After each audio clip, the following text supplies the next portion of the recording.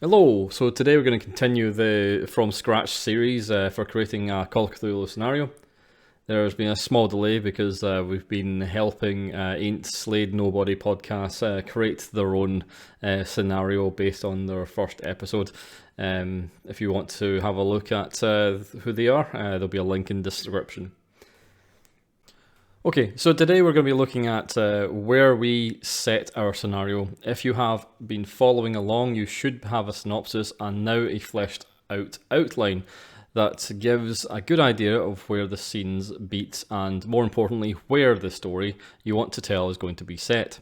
Which country, which state, which street, which building, and we are going to expand those into something useful that will help remove some of the burden of the keeper and inform players at a glance about what they need to know and have to work with. So how much research you're required to do is up to you. It's your choice. If it's a familiar location like a bank, like I'm using, even in 1920, there's a reasonable assumption of the type of building and how that would look for the players and the GM. You can walk into many banks which are historical and have been there for over 100 years or more. And not much has changed. There's a cashier, there's a manager, there's queues, there's a solemn, quiet atmosphere. However, the bank is very different behind the scenes and will work differently. The way that people handle cash is different, and the technology levels will play a part there. So you now have to weigh up lecturing the keeper and the players in the scenario about how banks work in the 1920s, if it is useful and salient to the plot. Is there clues involving that information that you'll be giving out? Will they be handling the cash? Is there a problem here that the story doesn't account for the technology of the time?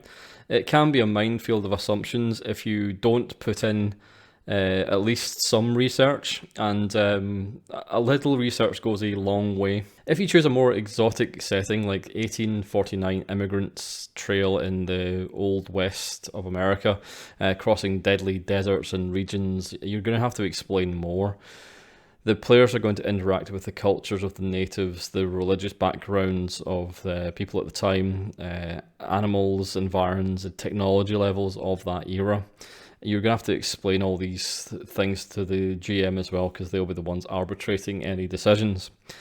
For example, when dynamite was invented, it didn't exist at that time. It was just nitroglycerin. So when people ask for dynamite, they're not going to get it. Neither were repeating rifles, and the old ball and sort of black powder was the way most weapons worked back then. So reloading a rifle with black powder and lead is something that the players are going to need to know, and most weapons will take 3 to 4 rounds to reload, and it gets complex from there. To write something like this, you're going to have to do almost hundreds of hours of research if you want it to be incredibly accurate, and it's going to take a long time. So for huge sort of projects like that, you want to be able to simplify where you can. In short scenarios, keep it simple. Try to minimize that sort of impact on the players and the GM. They're not going to read 60 pages on a setting and have a game which is going to last 3 hours. It's just something people will not do. The research in your scenario should only be about 10%. You can go over that if you wish, but if you go more than 20, I would say that you're going into the realms of more background and setting than you are scenario. And it becomes a slog to read, and you become a Wikipedia entry rather than an actual story that the players can adapt. The keepers can also do additional research if they really want to flesh out the world, and that is on the keeper to do. Yours is to do enough to run the scenario if they wish, and you can even give in links for further reading and that sort of thing to help the GM or the keeper broaden that horizon. However, sometimes there just isn't any information there at all, and if you can't find it, it's a safe assumption to think that most people won't be able to actually research that either, and it's most likely okay to fudge some of those details, and it won't be too bad. There are two schools of thought really about how you should approach a scenario. Some people are looking for historically accurate and are quite pedantic about that accuracy, to the point where they're going to hold up an entire game because there's one element that just seems to confuse the hell out of them because it wouldn't happen, or they'll go into so much detail about the clothes and cups of tea, or the bone china of a sort of restaurant, that it becomes almost unwieldy. But if that's what they want to do, that's what they want to do. And below I'm going to link an article to Riley Review, which is a sort of popular and long-running Call of Cthulhu review blog, one which was tearing apart a poorly researched scenario from Goodman Games. And you'll see what I mean by the fact that they hadn't done their due diligence and they paid for it. The other school of thought is enough to get by and fudge it where you can. Broad stroke everything. The game shouldn't get bogged down in these details, these historical inaccuracies. It's like a film. When you see someone on YouTube doing 100 flaws in Kingdom of Heaven, yeah, that's fine, okay, there are these flaws, but they were made there to cut down on development time, cut down on costs and all these things. And sometimes historically accurate just isn't fun or cool. There's a very famous Kickstarter which fell through, produced to make a sort of realistic sword fight from the sort of Middle Ages, and it was canned because while it was historically accurate, it was just not fun. So don't be that person. If you can help it, if that's the game you want to run, fair enough, but find like-minded people to play with, as you're going to bog down games in your historically fastidious manner. And I'll link to a podcast down below where you can hear Mike Mason, the line editor of Chaosium, giving you more thoughts on this. So now we have discussed what the information should be, how long it should be, 10% to hopefully under 20% of your module. We need to actually get dug in. Where do we find information and resources? These things are usually found in textbooks and all that sort of thing. If you're a student and you've done a dissertation or two in your time, you'll be very familiar with the process of finding information. Libraries, online uses are your sort of starting places. However, they're only starting places. They're tertiary information usually, sometimes second-hand information, which is sometimes a little bit better. If you can, you should be looking for first-hand information. These are people who have experienced things and real-life accounts of events and environments. You're looking for the specialists, and every time you look at a book, you should be looking at the bibliography, so to see where they got their information, and heading down the sort of rabbit hole of the internet threads that you sometimes get pulled into late at night when you find something that's incredibly interesting, until you hit a source, and that's where you start. It's usually academic papers, it's usually nature books, or people who have had long-running fan sites. Most fan sites are very underrated. They're usually the people who are the fastidious historian, who will keep invaluable records of timelines and dates. I know for sure that the British government actually use a fan site to look up hereditary lineage for passports, sometimes to double check if that person actually is of that lineage. There's also YouTube. There's a lot of how to do historical accuracy, how to make things back in the day, how to make survival cooking. All these things can be found on YouTube. People love giving out information, and it's there for the reaping. Just make sure you double check these things. Never take anyone's research for granted. Always double check them, and make sure you can find a second source for them before you are clear on them being accurate. Testimonies in particular are very susceptible to being wrong. In legal the testimony of an eyewitness is worth less than any other piece of information, because it is biased to that person's beliefs and opinions and what they actually saw. They can see something from one angle and it will be completely wrong. A good example of this is videos online, where the video starts and stops, edits the video out of context of what you may have seen just before it or just after it, and it can really colour someone's opinion. This is something the news does a lot to evoke an emotion from you, and it's usually, oh, let's get everyone angry. So be very careful about the testimony and how people perceive the world around them. It's usually coloured with their own sort of opinions. So now we've had a good sort of chat about where to get it and why you should use it. We're going to use applying this information to our scenario. So long and short of it, you want to try and gift the keeper enough of this information that you've spent hours diligently rooting out for them in a concise and professional way, so they can refer to it or it's naturally available to them in-game via descriptions and maps. The lazy and easy way to do this is have an appendix. Just have something that says, this is information you need to know about trains. This is what I did for 4 Hours to Reno.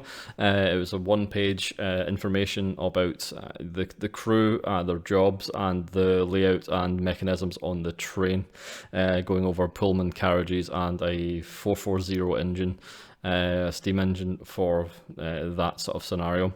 It was enough information for them to adequately sort of portray that. I also had maps as well. The maps in particular show layout of the actual train itself. I'll link to a playthrough of it below, where they did not have the maps available, and you'll see the mass confusion on people's faces about what the actual scene looked like, because when there is no map or no concise piece of information that the GM gives over, people will have different ideas or different images in their head. To put everyone on the same page, a map or some sort of image is a very good go-to to sort of centralise and put everyone on that sort of ground zero. A much better way to give over this information for the keeper is to leave these elements in the descriptions of your environments. This can be used ad hoc by the GM if they wish to read it out verbatim, or they can refer to it easily enough. So that's what I'll show you here just now. This is one of the sort of pieces of description as you walk into the bank for grave robbers. A single pane of glass separates the public from the tellers at a polished service desk. An 8-inch gap below it allows checkbooks and deposit slips to be transferred without fuss.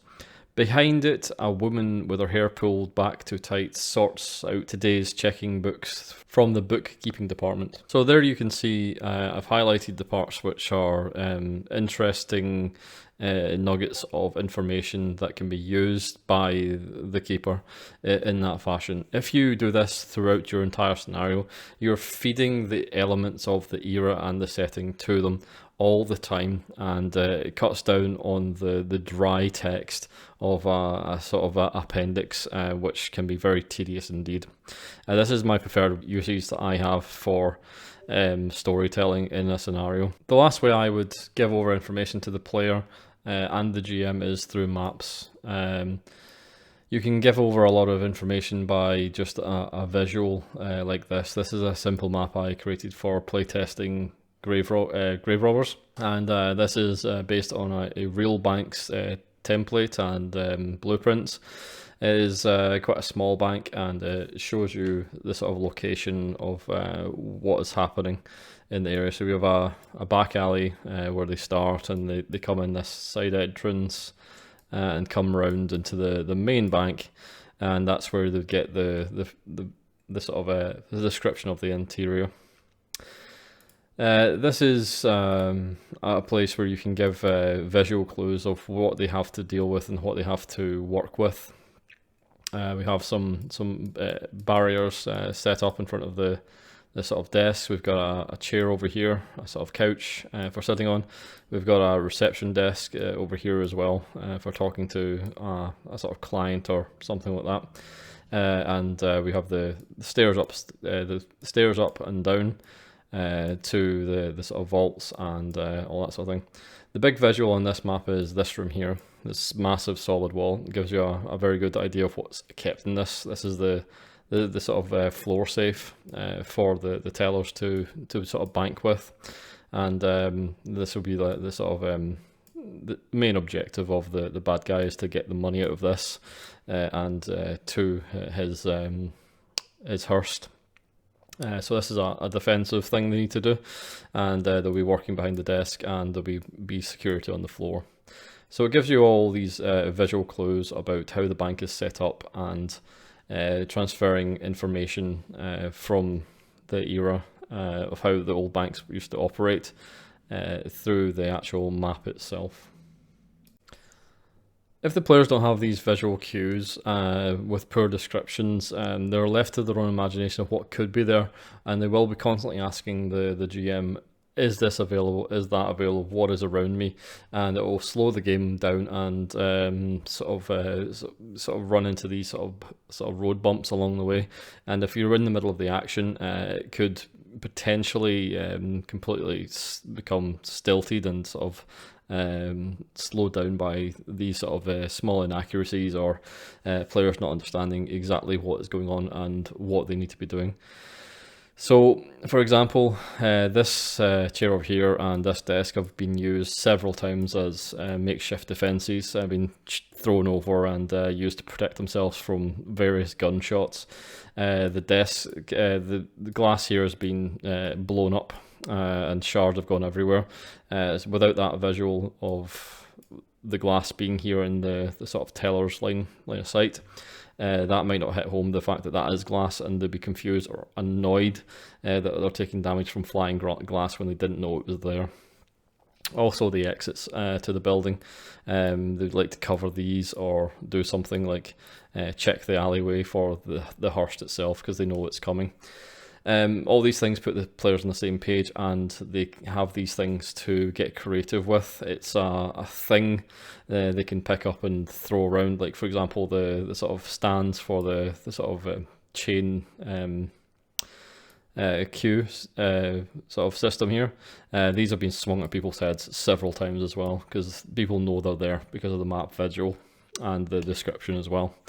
So with these in mind, the players will have a lot more of a sort of high amount of information to use on the fly, and it should be delivered in a sort of a fairly sort of smooth fashion that they can actually riff off of what they get, rather than relying all on theatre of the mind and a passing description which they might not wholly understand. So with that, we'll wrap up. This is the sort of third in 7-part series of doing this from scratch. The next episode will be on fidelity, which is fleshing out the story and applying historical accuracy to your scenario from your descriptions and research that you've done in this short series. And with that, I shall see you next time.